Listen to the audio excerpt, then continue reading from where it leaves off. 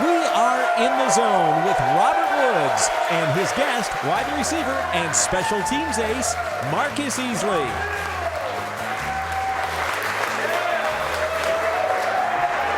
Hi, I'm Dave Jickster. Too many flags and whistles, and the Bills can't slay the Giants. We're going to break it all down. And I'm Brad Galver, and we have a ton of Twitter and Facebook questions to get to tonight in our digital zone. We are in the zone. In the Zone with Robert Woods on WBBZ-TV is presented by Transitown Automotive Group, serving Western New York for over 40 years. Trust Transitown. Creekside Sales and Service Outdoor Equipment Store, your factory-authorized Cub Cadet and Mahindra dealer. Dewville College, educating for life. And now from the WBBZ studio, here's co-host Dave Jickster.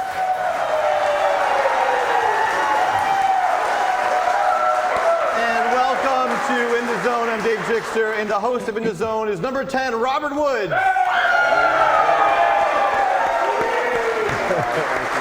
And his guest tonight is number 81, Marcus Easley. How we doing? What's up for Marcus, guys?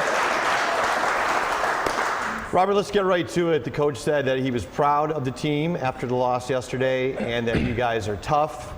But there were still 17 penalties, which a lot of fans are totally upset. It's almost like you guys beat yourself. How is the team going to address this penalty problem we've had so far this year? I think the key thing, we just have to play smarter, week and after week, we're getting the same penalties. And we see when Miami, I think we had 5, and the offense excelled, the defense excelled, and we won in a great fashion. But with these penalties, it's cost the offense, cost the defense, and end up with a loss. You guys played better in the second half. What did Rex say to you guys at halftime? Personally, he had a good speech for the guys, but I think personally, it was really I felt like the energy of the team shifted. I felt the team was a little bit flat, and just energy-wise, once Ron Brooks made that big hit, it set the tone for the remaining amount of the game. But penalties cost us. What do you think? What do you think, Marcus? I agree. We can see we were kind of lackadaisical in the first half. Halftime, we really woke up, and special teams played by Ron Brooks helped spark everyone and got the energy going a little bit. And we can see, based on how the offense was performing, that that was definitely the spark that they needed. Marcus, speaking of special teams, how would you grade the special teams so far this year? What are you guys doing well, and what do you guys need to work on? We definitely need to be more consistent. We just got to put the offense and the defense in better, field position. Not starting drives off on the opposite side of the 50, giving the other team a short field to work with, but also, putting our offense in good positions and making the field shorter for them so they don't have to go as far. Robert, I wanted to ask, what do you think, special teams, what impact does it have on the field, whether it's kickoff, coming off, setting the tone, or kickoff return setting the tone? What do you think? I think just that, coming out, starting off with a big hit, get the crowd going in the stadium, get the team going, and not only that, putting the offense and the defense in good field position. So just making life easier for them as well. Robert, Tyrod Taylor again showed signs of brilliance later in the game. Threw the ball well, but really struggled for a part of the game. What do you think contributed to his struggles yesterday? I think the Giants' defense, they had many different coverages, many different blitzes. I think, credit to the defense. But as an offense, we have to know these things, make these adjustments at halftime, and correct them. I think, and that's what we did at halftime. It was just a little bit too late. And the same thing, penalties cost us. Yeah. LaShawn McCoy being out of the lineup yesterday, how did that hurt the team? That's definitely a big hit. He's a guy that they brought in and to improve their rushing attack. And he's a guy that we count on offense, as well as, Sammy Watkins as well. Charles Clay yesterday, wow. Yeah. Thoughts on Charles Clay? Expected. I think Charles Clay is an excellent tight end, especially with the ball in his hands. You see what he does, 100+ yards. Week in, week out, get this guy the ball. And it's exciting. Sammy was down, needed a key player to step up, and Charles was that guy. Yeah, that really was no surprise to us. We see him perform every day. So for him to go out and have a performance like he did, just like Robert said, it's expected of him. Expected. And besides Charles Clay's big game, 10 different guys touched the ball. You guys are really spreading the field wide open again. Yeah, that's credit to Tyrod, and Greg Roman, Giro. He spreads the ball around. He's calling certain plays to get certain guys the ball, screen plays to Q. Getting the ball to myself, Percy, and Charles definitely. But it's all just a progression region of one guy is covered. Tyrod is making those adjustments to move down to the next read and get guys the ball. And what did he say at halftime? Did he stand up and say anything in the locker room to get you guys fired up for the second half? Yeah, he just got in there and just telling guys to wake up. That was the main thing. Wake up. Just seeing the energy, it was pretty flat going out. I think that's one thing we need to adjust on for next week. I think that's it. Yeah, it just had to be frustrating for you guys. Obviously, you guys want to win. You have a good team. You know you can win. And then you're walking off the field at the end of the first half, and the fans are booing you. I appreciate that. We need to play better at home. It's our home fans, our house, and we definitely cannot play like that at home. We're a representation of Buffalo, and that was definitely a bad display. And that's on us. We need to correct that. We definitely deserve that based on how the game was going in that first half. And just like Robert said, it's not what you want to hear, but it's what you need to hear. Yeah, we definitely don't want to hear it anymore. Hopefully, fans though, it's okay to boo, right? It's okay to boo. It gets these guys fired up. Yeah, definitely. All right, we're going to take a short break, and then we're going to take a trip to the Dunn Tire Digital Zone with my pal Brad Galver. We'll be right back.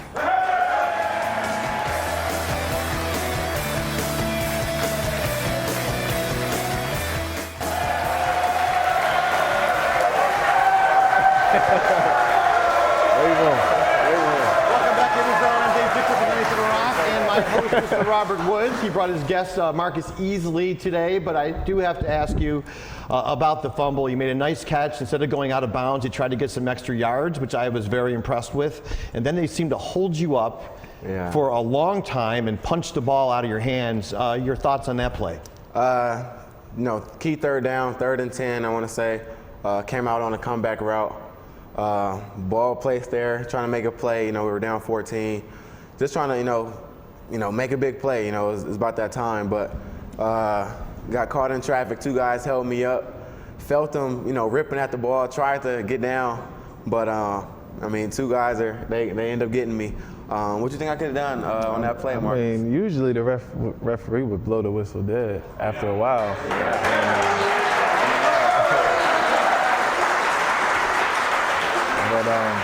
Before we go to the digital zone, you have a great story about Marcus. You want to share that with us?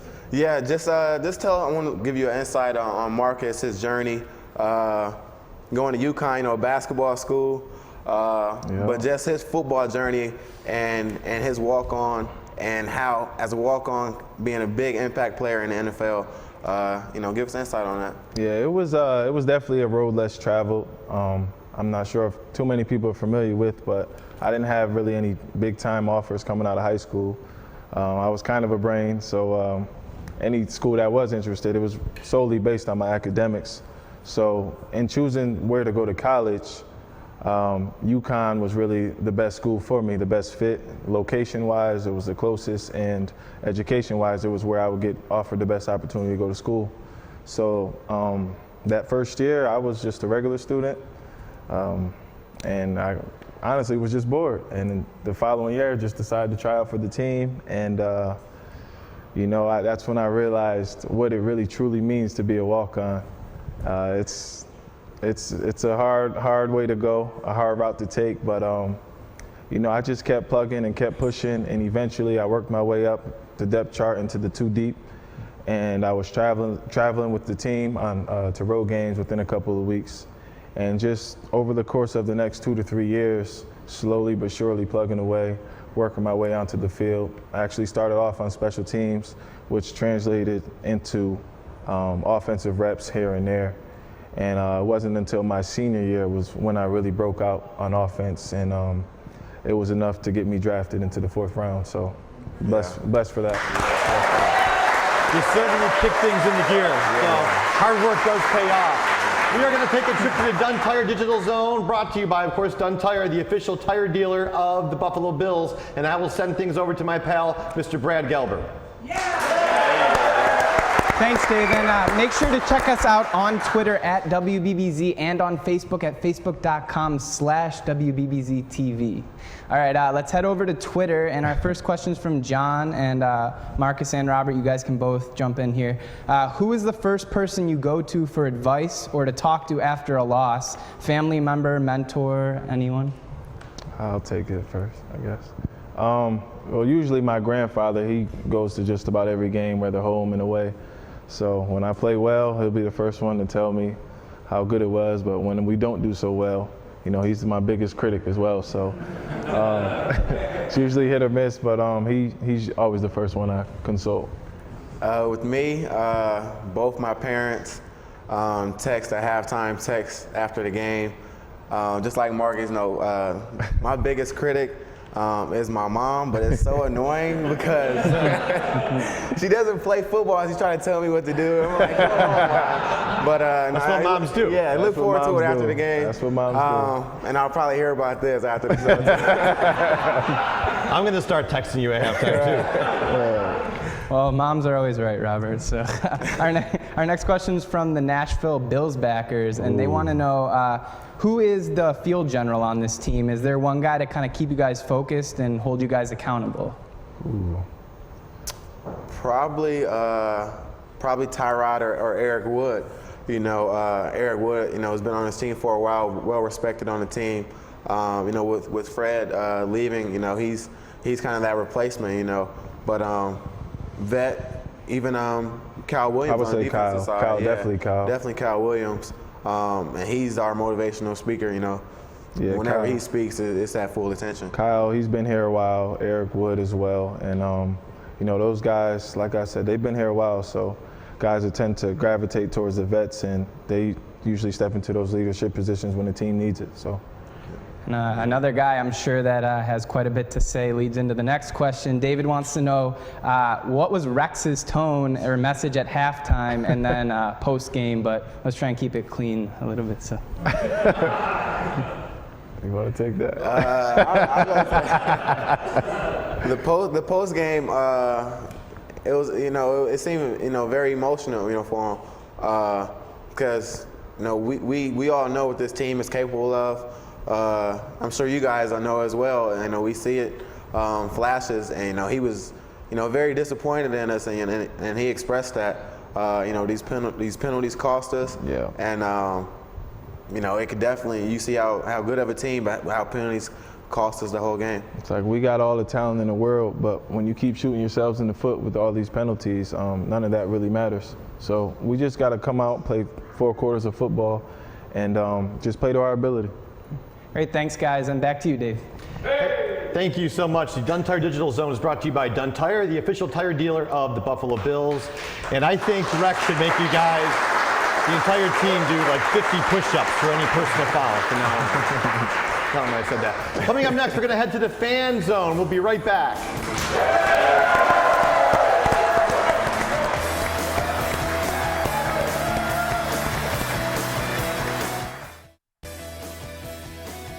Connect in the Fan Zone, brought to you by Sports Obsession and the Galleria Mall.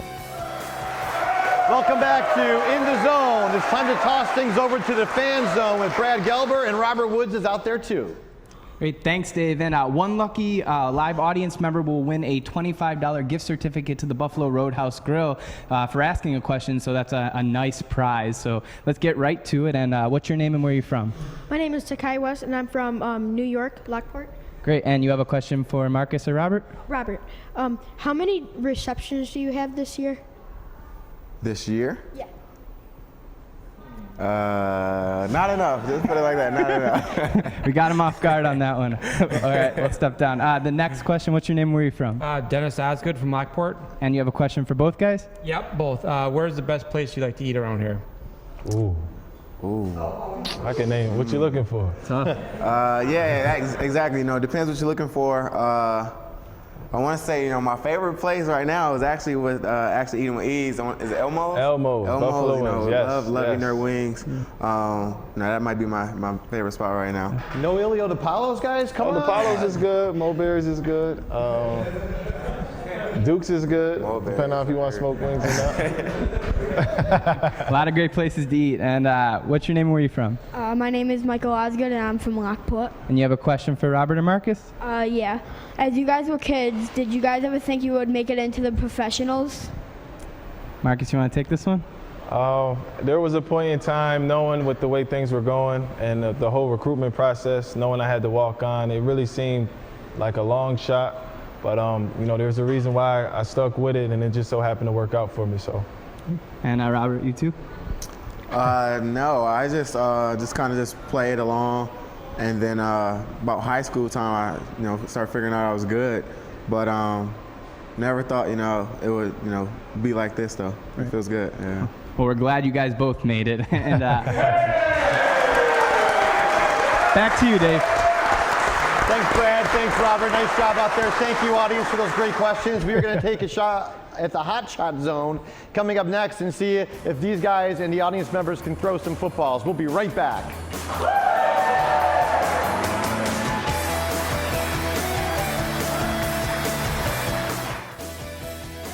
The Hot Shot Challenge Zone is brought to you by Gelber and O'Connell, your car accident and injury law firm. Call 633-5050.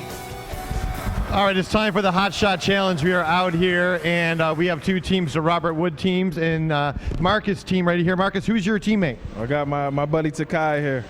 Okay, Takai, you know how to throw a football, bro? Yeah. Okay, Robert, who do you have here? I have Caden, who already said we're going to win all by him. All right, here we go. Caden's predicting a victory. Sweetworks Candy Basket, that's what you guys are playing for. Caden, step right up there. Grab a football over there. Good luck to you. Yeah, Robert, grab the rest of those too. Thank you, sir. All right, here we go, Caden. Oh! All right, nice job, pal. All right, Robert, you're up next, pal. That's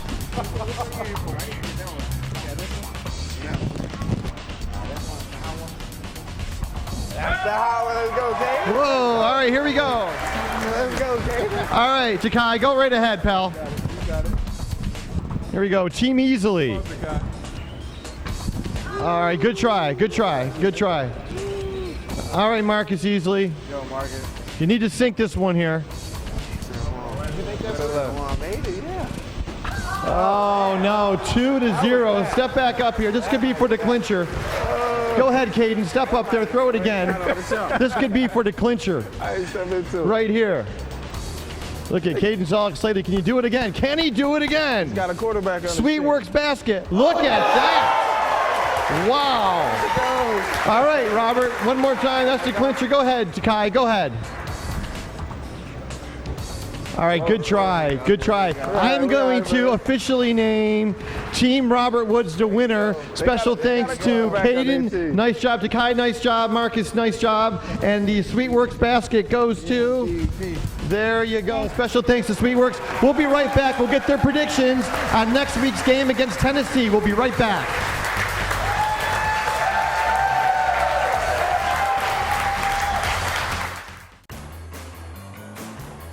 Get in the zone this winter with a snowblower from Creekside Sales and Service. Enter to win one now. Go to WBBZ.TV and click on the Creekside logo. One entry per person per family. Creekside Sales and Service is your factory authorized Cub Cadet and Mahindra dealer. South Transit Road, Lockport.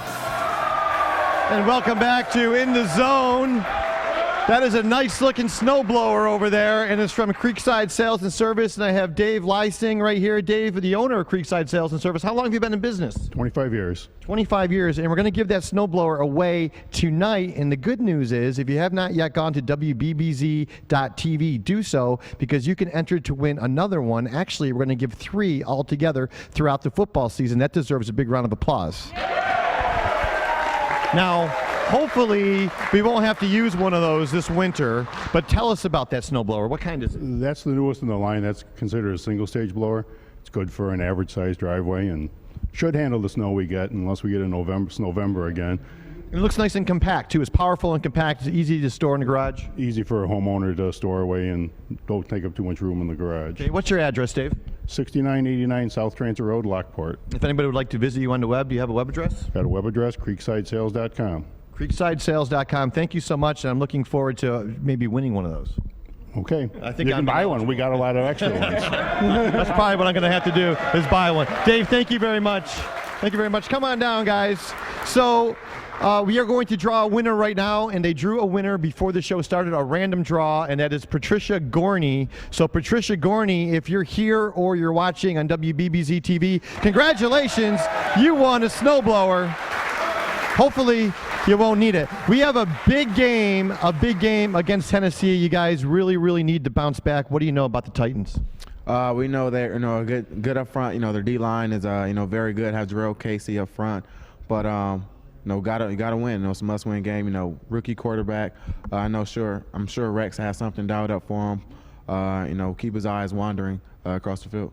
Marcus Easley, anything special you guys are going to do to keep the team calm, play smart, and not get any dumb penalties? Well, we've seen what dumb penalties can do within this game and then the New England game. So we just it's a perfect opportunity for us to bounce back. And as long as we play our game and play within our control, we should be okay. I want to thank everybody for watching In the Zone. We're back next Monday with Robert Woods. Special thanks to the studio audience. They all get footballs, and I'm going to get out of this shot here while you guys throw them in there.